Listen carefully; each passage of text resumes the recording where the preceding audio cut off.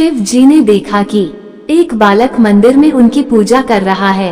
वह देख रहे थे कि बालक अभी बहुत छोटा है और वह मेरा ध्यान लगा रहा है, उसे क्या परेशानी है। वह तो शिव जी जानते थे, मगर उनका मन उस बालक से बात करने का हो रहा था। इसलिए शिव जी अपना वेश बदलकर उसके पास जाते हैं।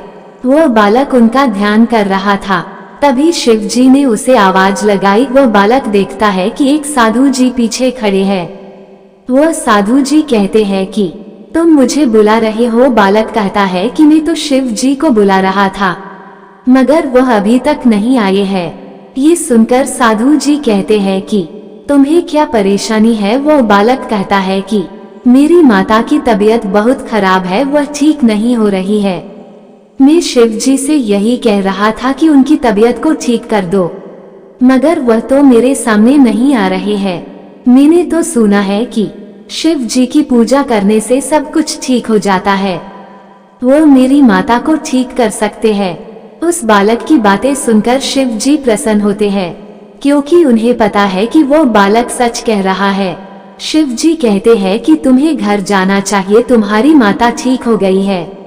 यह सुनकर बालक खुश हो जाता है। वो कहता है कि शिव जी ने मेरी माता को ठीक कर दिया है। वो बालक घर चला जाता है। जब वो घर जाता है तो माता ठीक हो गई थी।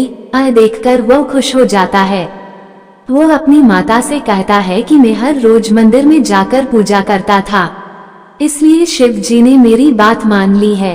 यह सुनकर माता कहती है कि भगवान सभी बच्चों की बातें आराम से सुनते हैं, उनकी मनोकामना पूरी करते हैं, इसलिए मेरी तबीयत ठीक हो गई है।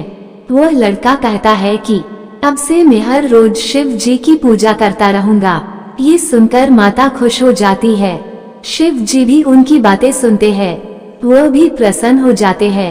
यह शिव जी की कहानी हमें यही बताती है कि सच्चे मन से की गई पूजा सफल हो जाती है। प्रिय दर्शकों, कहानी अच्छी लगी हो तो लाइक और चैनल को सब्सक्राइब नहीं किए हैं तो चैनल को सब्सक्राइब करें। धन्यवाद।